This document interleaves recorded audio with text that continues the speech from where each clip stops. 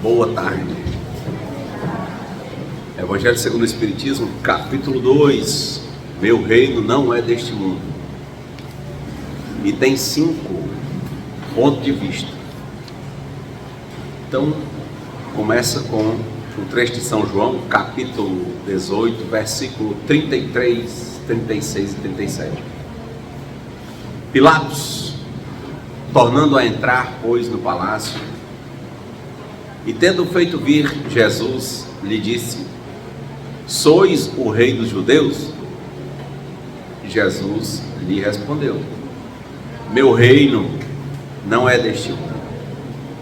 Se meu reino fosse deste mundo, minhas gentes teriam combatido para me impedir de cair nas mãos dos judeus. Mas meu reino não é aqui. Pilatos então lhe disse: sois, pois, rei? Jesus lhe replicou: vós o dissestes, eu sou rei. Eu não nasci e nem vim a este mundo, senão para testemunhar a verdade. Qualquer que pertença à verdade, escuta a minha voz. Aí o comentário dos Espíritos, no item 5, vem. Ponto de vista. A ideia clara e precisa que se faz da vida futura dá uma fé inabalável, já que o capítulo aqui é meu reino não é deste mundo. Uma fé inabalável no futuro.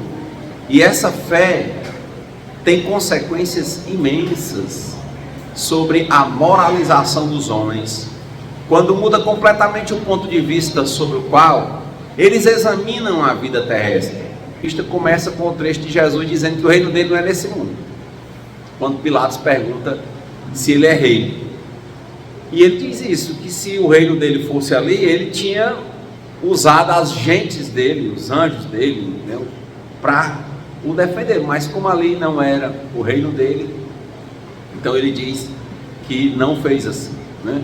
Isso geraria muitas discussões, né, muitas discussões literais que nós não vamos enfrentar agora, principalmente o pessoal que está aí aguardando a vinda do Cristo vivo, né, vindo, descendo do céu e reinar e fazer o arrebatamento. Então isso dá muita manga aí para fazer a discussão, né? Começou logo a briga mais ou menos, né, o meio que desentendimento do carnaval entre a Baby do Brasil e a Ivete Sangalo, né? Quando ela foi dizer que o Senhor estava voltando e tal, aí já começou a polêmica, que ela disse que ia macerar o Apocalipse, acho que era, e aí macetar, pronto, aí começou a confusão e o trio elétrico não dava certo e vários problemas, e tudo é porque ela foi macetar, e porque o Senhor vem, e muitas igrejas evangélicas, acho que a maioria está esperando mesmo, literalmente, a vinda do Consolador prometido físico, né? Mas no Espiritismo eles levantam também muito essas questões, mas a questão é que o Consolador prometido seria o próprio Espiritismo para alguns, entende? Porque traria essa palavra. Jesus seria um momento da história, né? E outro momento seria de outra forma, que as pessoas iam ter mais maturidade, iam ter um certo conhecimento. Mas passadas essas questões, né, que são bem, para quem é muito fundamentalista, quando você vê a gente diz assim, é fundamentalista é aquele que ele pega um fundamento ao pé da letra e briga por aquilo ali até o fim. Então, o problema do fundamentalista é porque tem outro fundamentalista. Ele briga pela interpretação dele e outro vem e briga de outro jeito. Até na formação da Bíblia, né, houve vários concílios. O que é que entra, como é que traduz, não traduz, entende? Então, assim, nós não costumamos,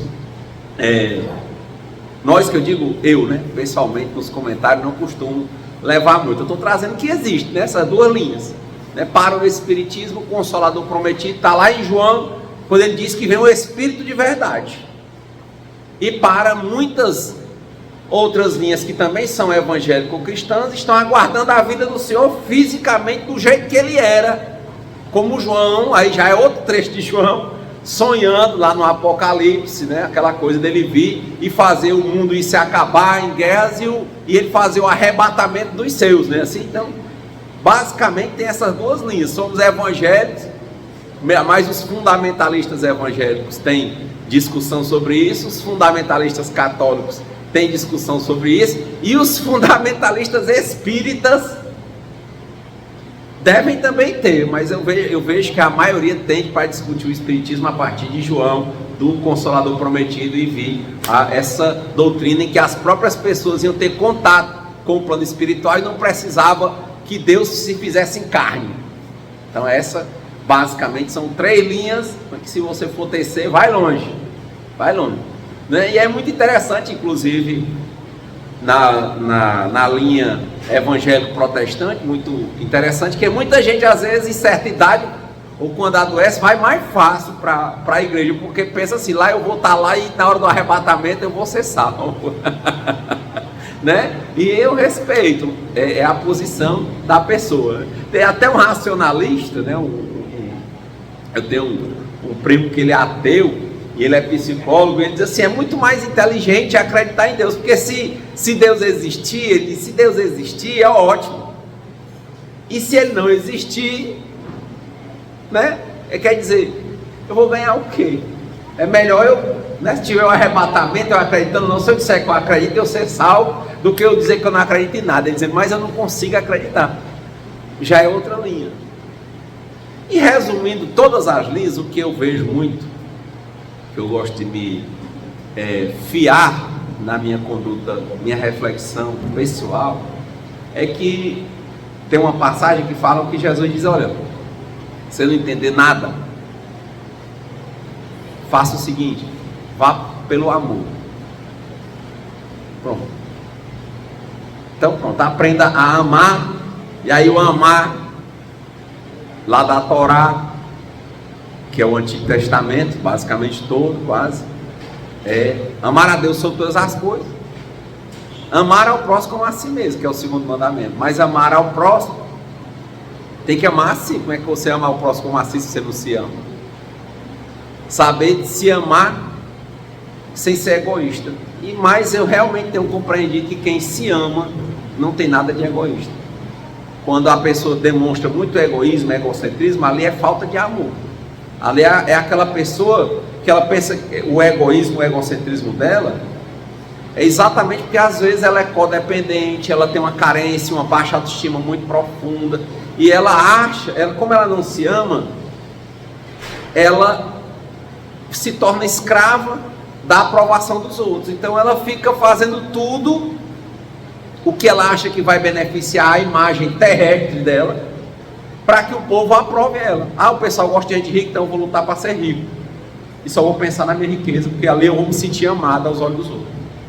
Ah, o pessoal acha bonita esse tipo de beleza, então eu vou fazer plástico, fazer tudo para manter aquele tipo de beleza. Eu vou para a rede social, vou mostrar o corpo, é isso e aquilo. Por quê? Porque aí eu vou me sentir amado. Na verdade, ali parece um narcisismo, e né, em muitos pontos, né, uma questão de parecer auto-amor, amor demais a si próprio, né? Mas não é. Ali é falta de amor, e a pessoa carente de amor fazendo tudo para se sentir aprovada aos olhos dos outros. E quem faz esse tipo de coisa sofre muito, porque vive escravo. Não tem aquele que escraviza sem ser escravizado. Aquele que consegue seguidores, por exemplo, no Instagram, para manter os seguidores, ele se torna escravo daquilo ali. Ele tem que estar fazendo direto. Então quem escraviza é escravo. Então é bem relevante a gente entender, para começar a ver essa diferença entre o plano material e o plano espiritual. A partir daí, como se discute o que a pessoa faz. Por exemplo, caridade. No próprio centro espírita você vai ver isso.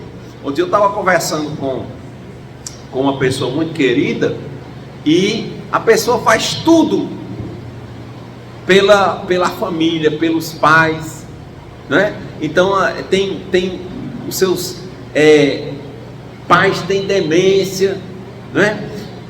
E aquilo ali, se você fosse olhar um custeado, um tratamento desse para acompanhar uma pessoa com demência, no mínimo você vai gastar só para estar acompanhando, fora remédio e tudo, uns 10 mil reais.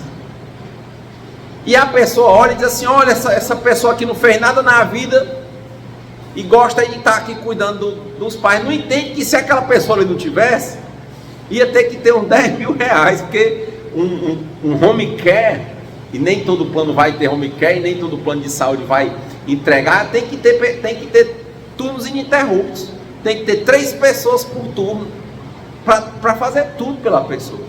E às vezes a própria pessoa que está do lado não valoriza, mesmo monetariamente, aquilo, acha que aquilo ali é como quem diz, é como quem não tem nada para fazer, e quem é que vai ficar com aquela pessoa? Então, às vezes, a má interpretação vem da mãe da pessoa, até da mãe, até da pessoa que está recebendo os cuidados, a pessoa não enxerga. E aí, ela me contava uma história, que tinha um homem muito rico, esse homem investidor, e um colega dele fazia obras de caridade, e tinha 200 crianças no lugar que precisavam de cadeira de roda. Falou com ele, para ele doar, ele disse, doou, só fez doar 200 cadeiras. Ele disse, mas eu queria que você fosse com a gente. Não gosto disso, pode doar, não precisa nem dizer que fui eu. Não, eu queria que você fosse. Insistiu, ele foi. Chegou lá, ele não se apresentou e foi entregar as cadeiras. Começou a entregar. Ele não queria reconhecimento, o que ele falou, que disse que não queria. Mas num determinado momento, ele entregando a cadeira, isso ela me contando, que ela tinha assistido isso. Ele deu na cabeça de perguntar a um menino que estava recebendo a cadeira, que ele viu lá os meninos, tudo bem, quando recebia a cadeira, dançando assim, se balançando em cima da cadeira. Aí deu a ideia nele de perguntar o que aquele menino achava da cadeira. E o menino se mostrou muito satisfeito. E o que ele diria se ele tivesse a oportunidade de encontrar o cara que doou a cadeira? O que ele diria para a pessoa? Aí disse que o menino disse assim, eu estou muito feliz com essa cadeira. Eu sei o seguinte, que se eu pudesse, quando eu morrer, estiver lá no céu, eu queria dizer para Jesus que lembrasse dessa pessoa que me ajudou, né, que foi muito bom para mim. Aí ele ficou muito feliz. Aí ela me contou aquilo, né, falando do desprendimento. E eu me levantei uma questão, sabe? Se ele realmente não queria saber, para que ele perguntou, Sérgio?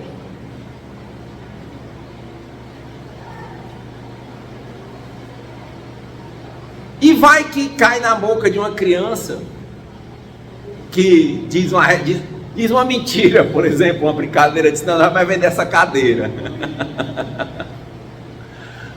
Porque entenda, se ela quis dizer que ele era desapegado, que ele não queria apresentar a imagem, que ele não queria saber, ele fez o bem pelo bem. Mas se ele pergunta, é porque lá dentro dele alguma coisa clamava por reconhecimento, concorda?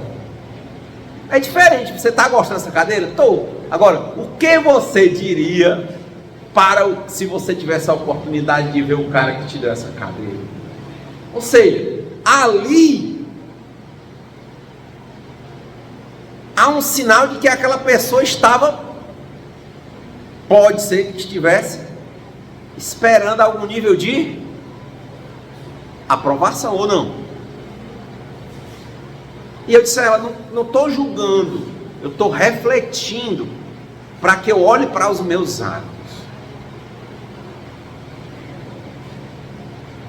Porque, de novo, quem está ferido fere, quem escraviza se torna escravo, porque tem que ficar pastorando o outro.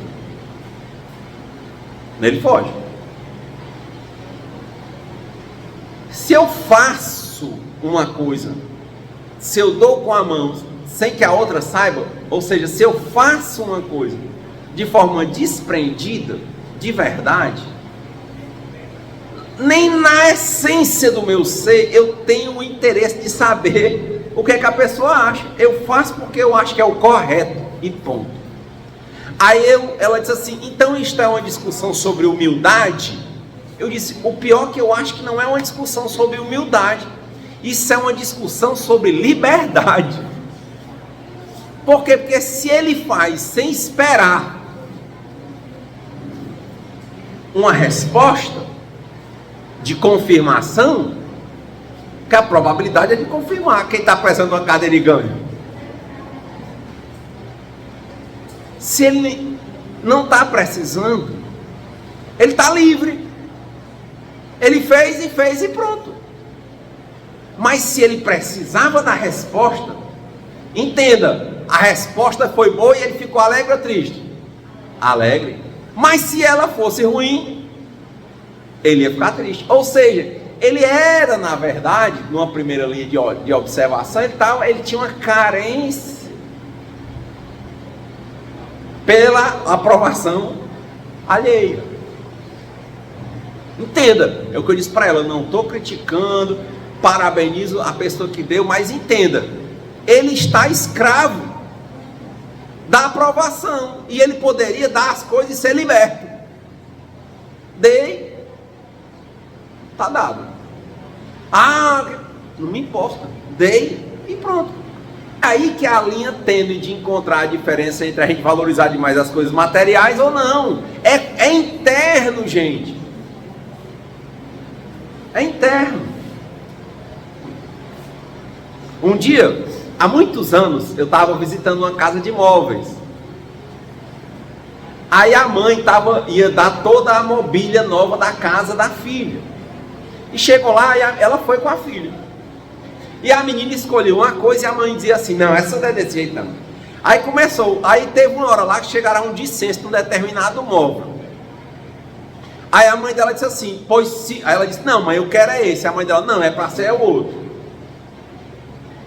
Aí disse, se for assim mãe, ela disse, ou você compra a que eu quero ou então não dou. Então não está dando. E aí se incomoda. Tem gente que chega assim, olha, eu ajudo minha mãe. Aí chega lá o vagabundo do meu irmão, leva tudo. O que você quer saber? Você está ajudando sua mãe? Tô. Mas aquele vagabundo, sim. Não vou mais ajudar minha mãe não. Já viram gente falar isso? Que eu vou dar aquele vagabundo tiro. Então você não está dando. Você está dando para ela, ela faz o que ela quiser.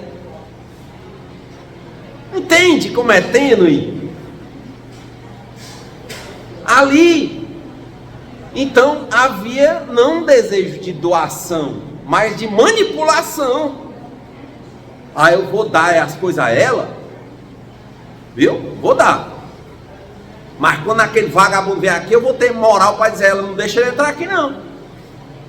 Mas ele é filho dela também. Mas minha mãe está errada sim, mas... vive e deixe viver. Como é que eu posso mudar o outro? Eu só posso mudar a mim mesmo. Mas é difícil demais, Renato. Também eu não vou me importar, não. Se importar é uma coisa, agora dar uma coisa é dado. Quando dá, você não tem mais controle sobre aquilo. Tem uma passagem do Chico Xavier que é do mesmo jeito.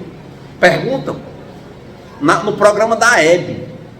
Tem no YouTube aí, perguntaram ao Chico Xavier no final de ano, o que ele deixava, né, de mensagem para as pessoas. Ele disse, olha, se eu fosse alguém, até em alguns evangelhos desses há muitos anos, eu coloquei esse trechinho no final do evangelho.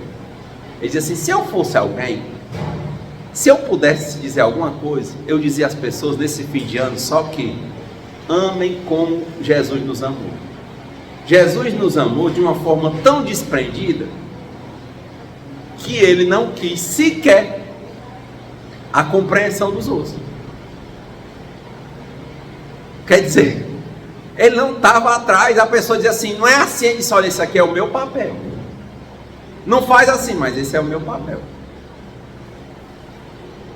Mas não vai por aí, não, o meu jeito é isso. Mas você não vai agradar. Sim, quem foi que disse que eu vim? Diz lá no livro Boa Nova, quando Pedro questionou Jesus, que estavam defendendo Jesus de vários que estavam falando mal dele na Galileia. Ele disse, Pedro, quem foi que te disse que eu vim para agradar todo mundo, Pedro? Eu não vim aqui para agradar todo mundo. Eu vim aqui para desenvolver o reino de Deus dentro de cada pessoa. Você já desenvolveu o reino de Deus dentro de você, Pedro? Aí Pedro ficou todo errado. Ele não estava preocupado em fazer o certo porque o pessoal ia dizer que era certo. Ele, ao amar a Deus, se amar e amar ao outro, ele procurava entender e fazer o que ele achava que estava de acordo com a vontade de Deus e que era certo, mesmo que o outro achasse errado. É como eu chegar para o meu filho e dizer assim: olha, menino, a médica passou exame de sangue. Ah, menino. O menino já começa logo a chorar. Mas, porque vai furar. Aí eu vou chegar para o médico e diz: fura em mim. Não, aí o menino morre. O remédio, vai tomar injeção. Não, não pode. Dê em mim. Não pode. É dele, adulto. É assim que Joana de Ângeles diz: por mais que eu ame alguém, eu não posso tomar remédio pela pessoa. Não posso. Então eu disse para ela: tá vendo essa história da cadeira? Eu disse: não é uma questão de humildade. Quem bem soubesse que a baixa autoestima, a falta de alto amor nosso, de amar a Deus e depois de se alto-amar para poder amar e receber amor, faz a gente agir de forma a querer manipular a vida, manipular os outros. Isso é codependência. E a nossa vida se torna altamente difícil. A gente acaba sofrendo mais, porque nós vamos criando labirintos dos quais a gente tem dificuldade de sair. A gente quer dizer para o povo que é humilde, quando na verdade não é. Aí cria um labirinto da humildade. Talvez fosse muito mais positivo enxergar a baixa autoestima, a falta de alto amor, e tratar o autoconhecimento, se relacionar com Deus, com a vida e consigo. E aí pronto, ia desmanchar, não precisava criar esse labirinto. Quanta gente às vezes está entrando no álcool, que é a droga lícita, e nas drogas uma hora dessa, porque quer ficar desenrolado para falar com alguém? Queria um mote para falar. Aí às vezes chegasse para a pessoa: pai, é o seguinte, eu queria falar com você, mas eu sou tão tímido. Já falou aí. Mas não, ela acha que tem que entrar no labirinto da drogadição. Ela entra e vai andando, vai andando, vai andando. Quando ela vê, ela está tão perdida que ela entrou às vezes para achar uma menina e no final ela só sabe enxergar a droga. Ela só sabe enxergar aquele pico, aquela emoção, aquela euforia. Se perdeu o objetivo central, ela criou um labirinto que não precisava ela criar e ela não sabe mais sair. E agora ela só sabe viver na escuridão de uma emoção bem rápida que precisa de outra para dar continuidade, e outra e outra. Então é muito interessante, né? A humildade não é algo a ser alcançado. É só isso. É um estado. A felicidade não é algo a ser alcançado. Ninguém busca a felicidade. Ao invés de, como diz o Krishnamurti, ao invés de buscar a felicidade, quem está nessa de buscar a felicidade, era muito melhor olhar para si e ver que está triste. A tristeza é um fato. E aí entender por que você está triste. A partir do momento que você começa a se perguntar, você começa a se relacionar com você, você começa a ver o que está acontecendo, começa a tratar. Quando você se trata da tristeza, quando você olha, está feliz. Felicidade é um estado.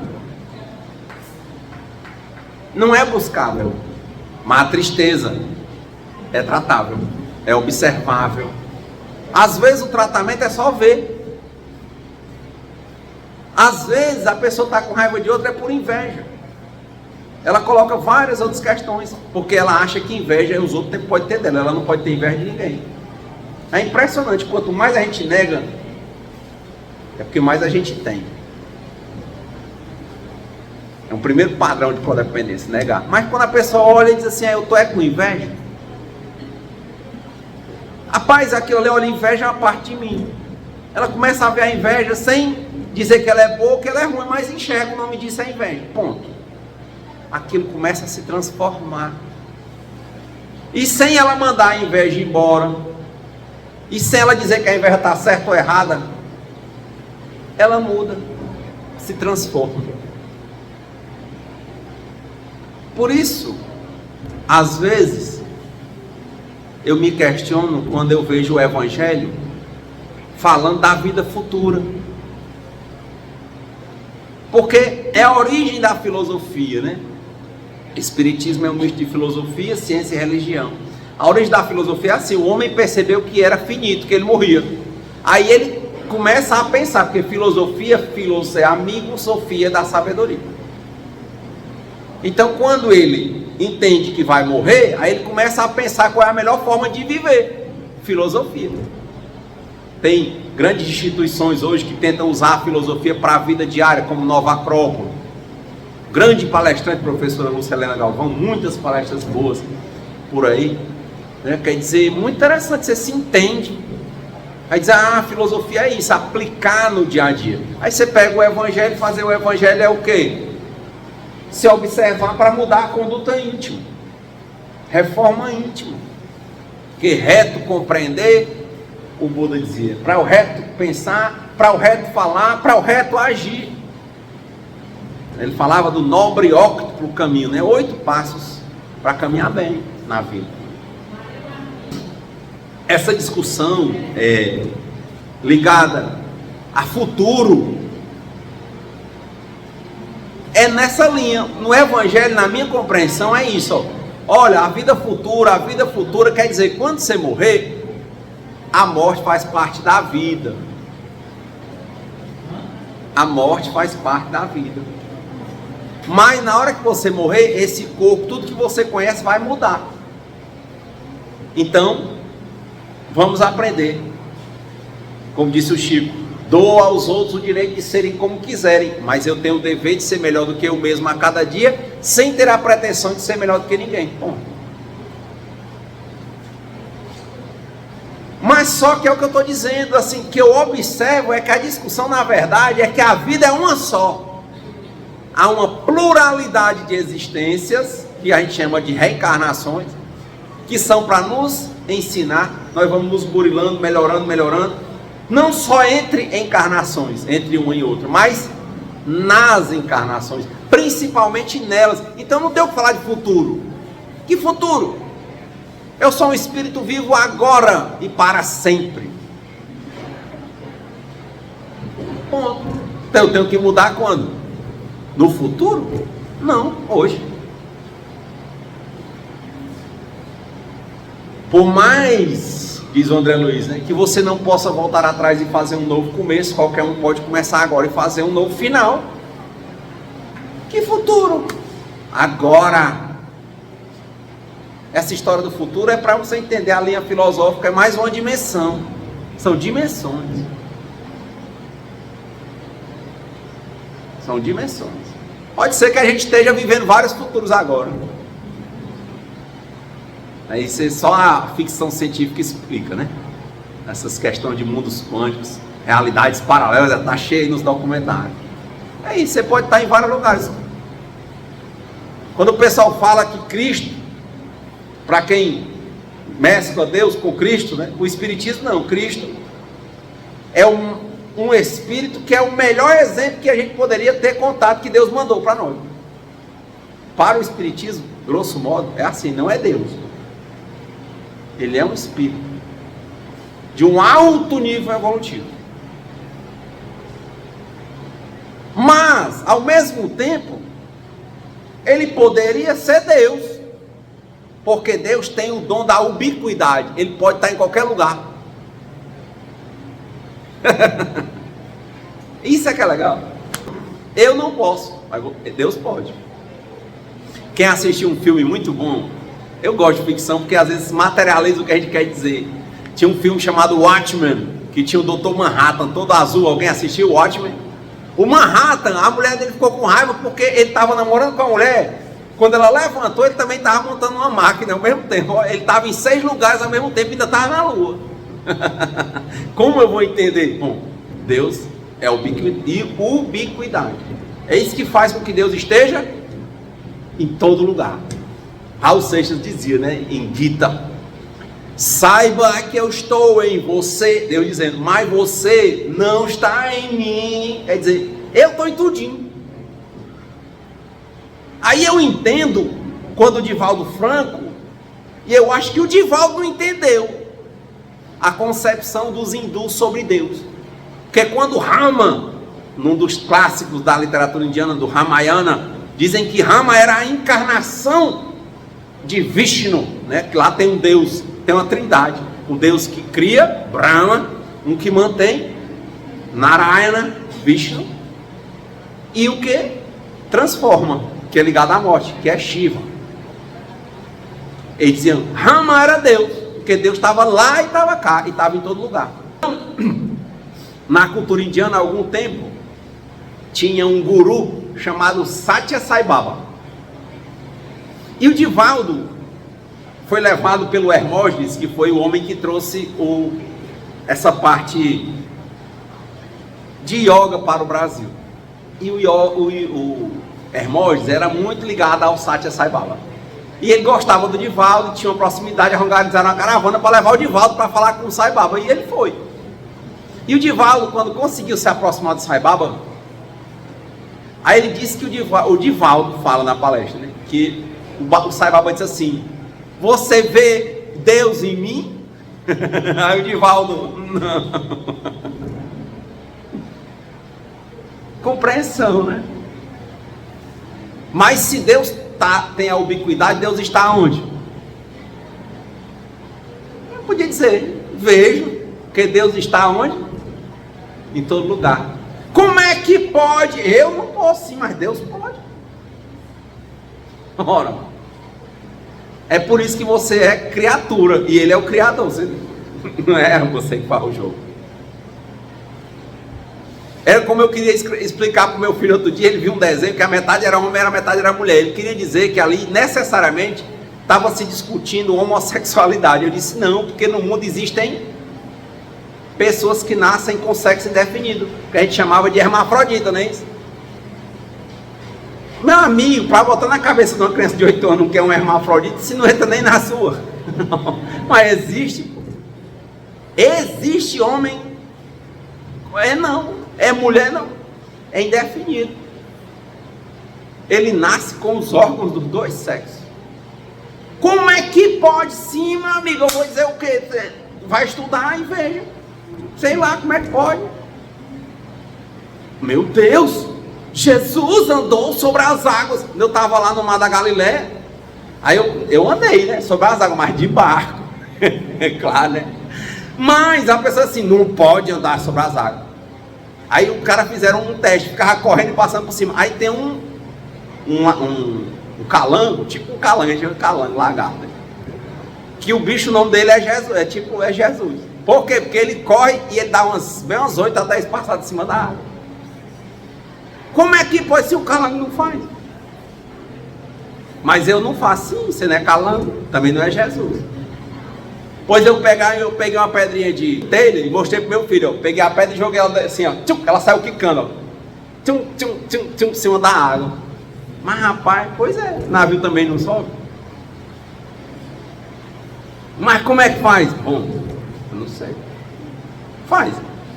Se fosse um físico, explicaria. Nem tudo a física explica. É por isso que o físico é um grande matemático, porque é só probabilidade. A gente não conhece nada do universo praticamente.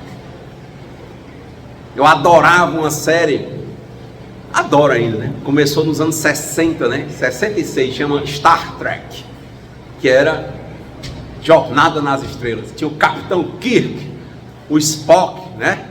Ele pegava e dizia assim, vida longa e próspera, né? Ele abria essa mão, vida longa e próspera. E eles foram andando até um lado da galáxia, o que eles chamavam um quadrante, que a Enterprise era só isso, andar com incêndio. Chegava um canto que eles se davam com um determinado tipo de civilização que eles não tinham conhecimento. Muitas vezes eles batiam na beira do universo e não chegavam lá. E nós que não temos tecnologia para ir com uma nave povoada nem a um planeta vizinho aqui que é Marte. E a gente ousar querer ir longe demais nesse raciocínio. Por isso que eu digo, evangelho para mim, volta essa coisa toda de futuro, desenrola essas conversas muito longe e entra na tua conduta. entra na discussão da reforma íntima. Ponto. E pronto. Lá no futuro. Que futuro? Agora. Agora. Só isso. Aí continua o evangelho. Na mesma linha, às vezes, mas por que se mantém esse tipo de raciocínio? Porque às vezes ajuda, viu? Aqui no trecho do evangelho fala que o Espiritismo realmente ele é esse consolador. Porque muita gente acha que com a morte é o fim. O que o Espiritismo diz uma coisa clara é: a morte é uma parte da vida. Como dor, velhice, doença e morte. A morte é uma parte. Aí você continua vivo, vai viver uma vida, uma nova configuração e depois morre de novo. E aí continua vivo. Isso é unicidade ou unidade da vida em pluralidade de existência. E por que eu não fico aprendendo eu sozinho, hein? Por que tem que acabar tudo e reconfigurar para te ensinar o desapego? Já pensou o poder? Em alguns países, por exemplo, você vê agora, independentemente da linha, mas o Putin na Rússia, 90% dos votos, não pode ninguém se candidatar que morre. Na Venezuela, ninguém pode se candidatar que vai preso. Aí você olha e diz assim: poxa, certo ou errado, pode ser quem for, uma coisa para eles é certa: um dia eles vão morrer. Assim aconteceu com o Salazar em Portugal. Ele foi ficando muito tempo de poder, foi ficando, chegou à demência, teve um problema de saúde, saiu com um problema de saúde. Quem é que vive a vida toda? E o que é, como disse no livro Há 2000 anos, Emmanuel, o que são 100 anos dentro da infinidade do tempo? Nada. Mas já pensou uma pessoa que tem muito poder, se ela não morre?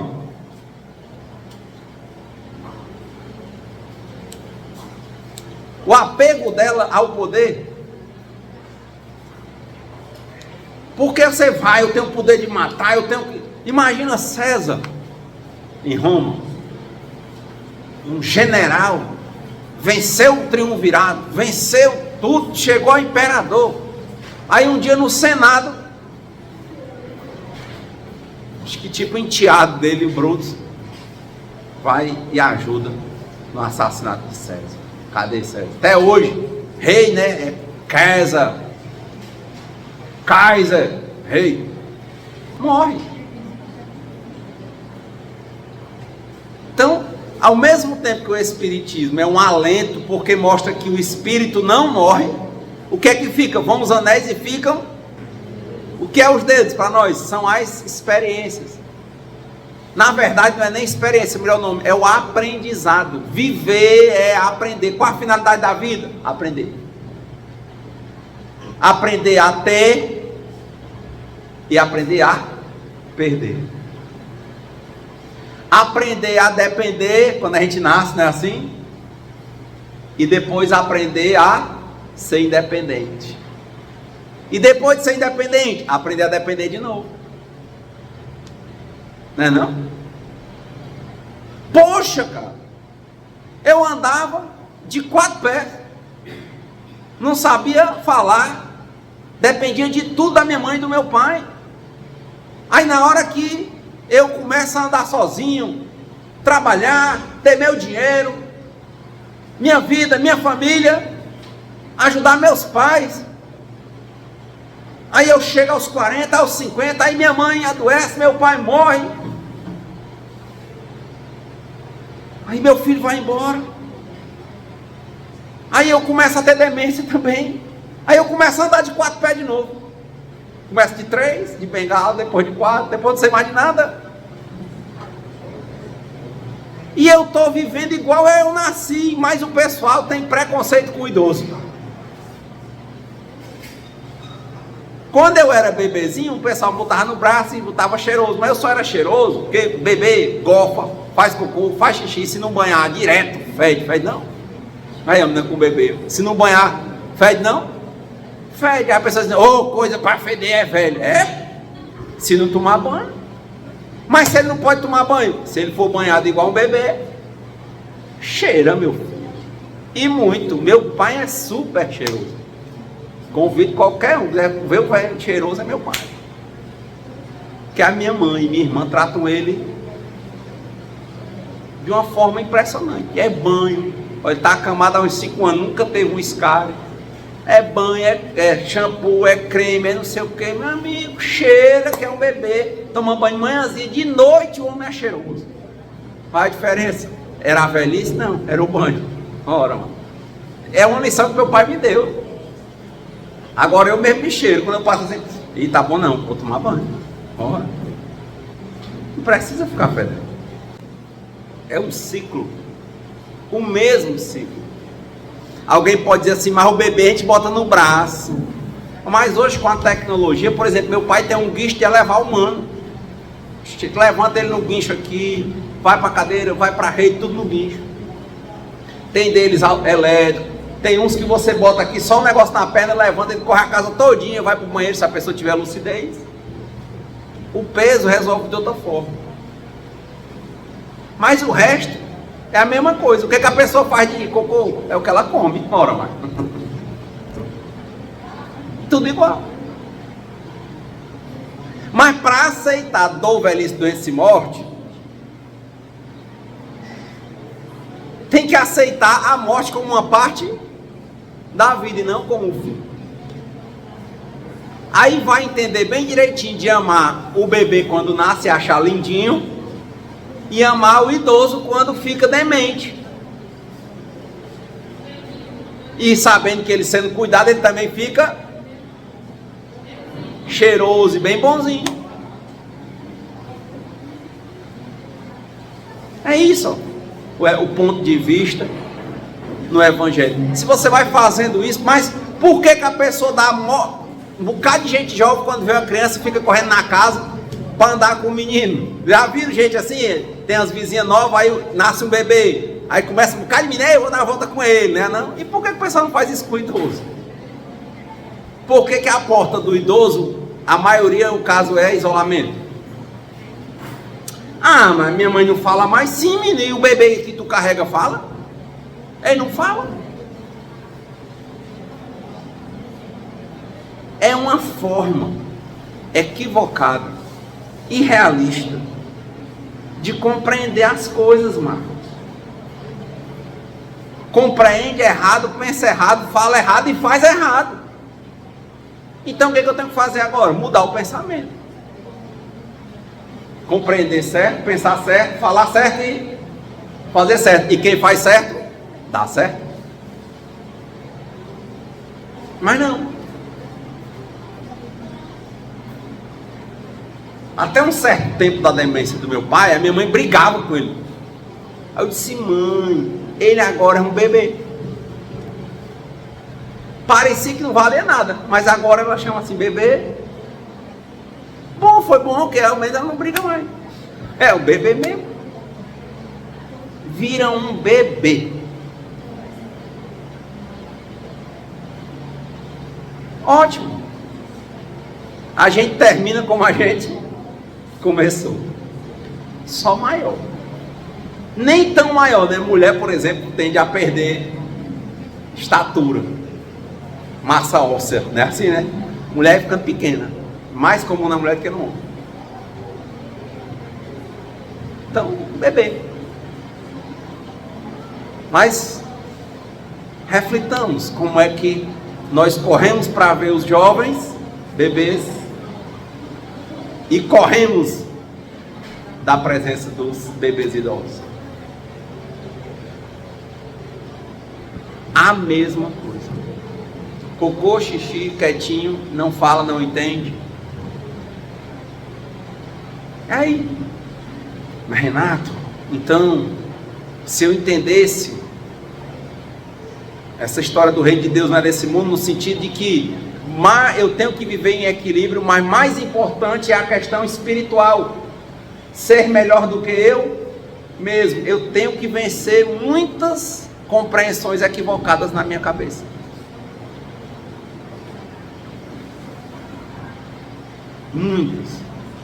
Muitos preconceitos, muitas crenças anulantes. E para finalizar, dado o tempo, ainda assim, quando fala de vida futura, eu acho que isso é mantido também a nível de compreensão.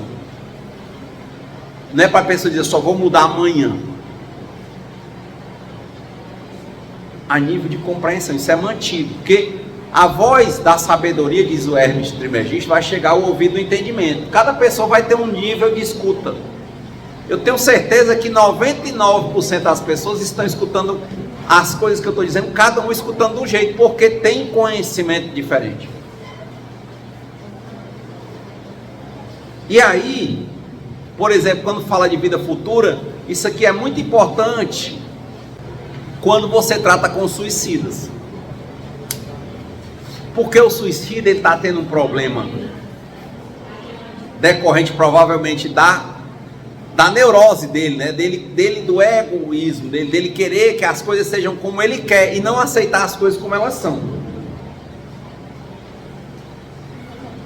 Aí ele vai e pensa que ele, tirando a própria vida, se a vida, nós somos imortais, ele não entende isso, ele vai resolver o problema. Aí nesse ponto o espiritismo não é confortável, ele é desagradável. Porque a pessoa pensava que ia resolver o problema aí, quando se mata, quando olhar está vivo. E sofrendo. E por que eu estou dizendo isso? Porque quinta-feira passada, eu fui falar, não sei se o Marcos chegou a ouvir o evangelho lá na casa de Miramês que eu falei, que eu sempre, o Marcos vai comigo para os evangelhos, né? Porque no final sempre eles tocam música. Marcos é a Ana. E o evangelho era suicídio e loucura. Não sei se vocês chegaram a ver a minha fala, mas a fala foi assim. Lá no caso de Miramês, eu só posso chegar às 8 horas. Aí uma pessoa fala meia hora antes, já fala o evangelho, eu falo o mesmo evangelho depois. Tinha um senhor falando. Quando ele saiu, eu entrei.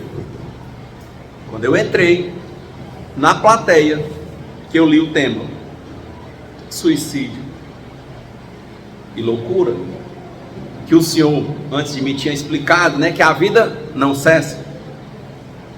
Aí o menino levantou a mão lá atrás. Qual é seu nome? Ele disse.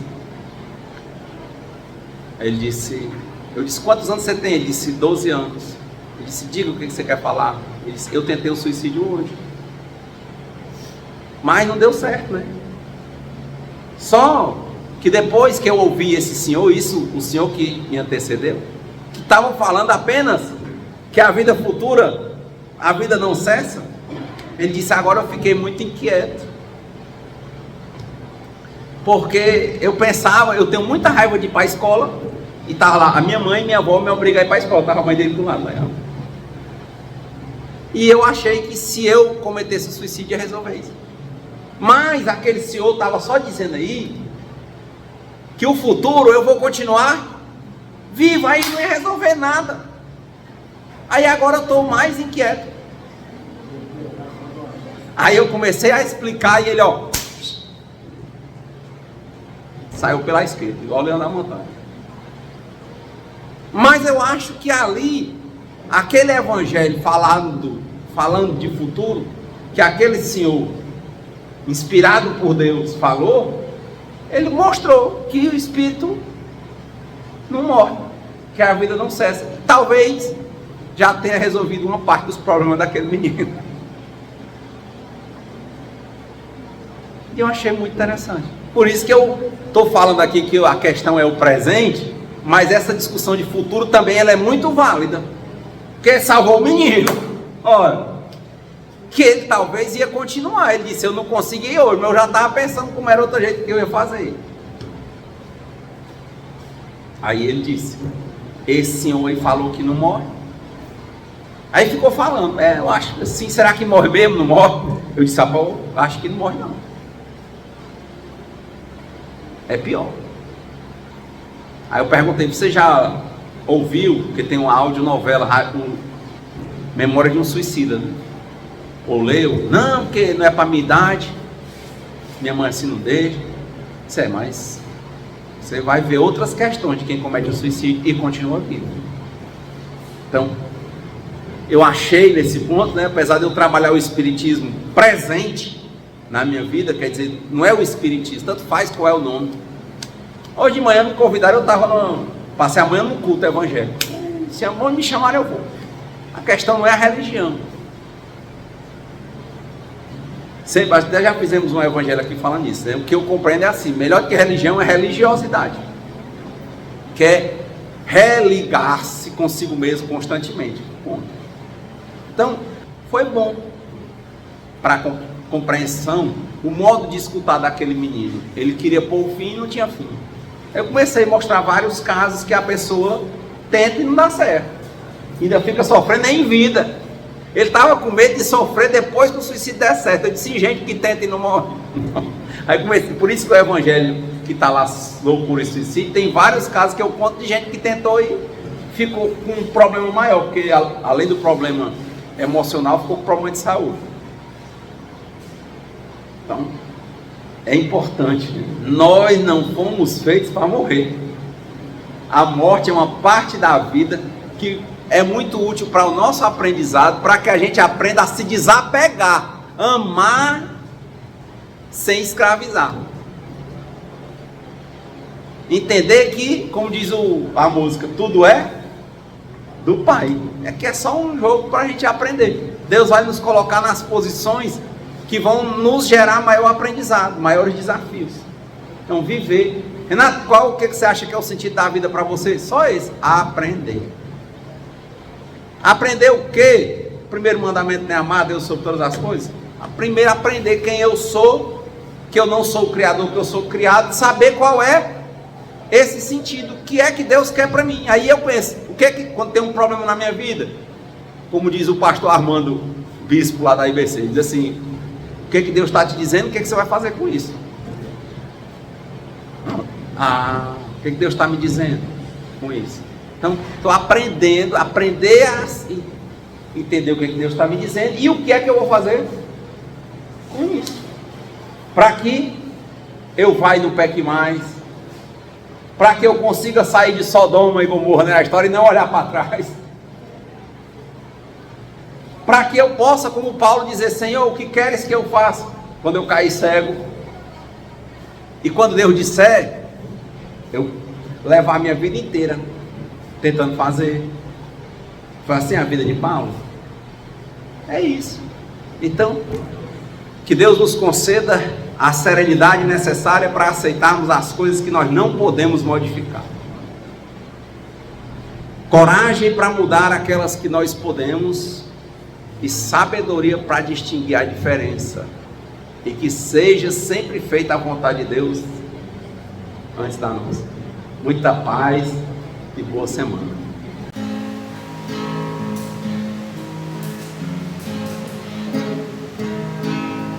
Quem espera que a vida seja feita de ilusão, pode até ficar maluco ou morrer na solidão. É preciso ter cuidado pra mais tarde não sofrer. É preciso saber viver. Toda pedra no caminho você deve retirar. Uma flor que tem espinho você pode se arranhar. Se o bem e o mal existem, você pode escolher. É preciso saber viver. É preciso saber viver. É saber viver. É preciso saber viver, saber viver.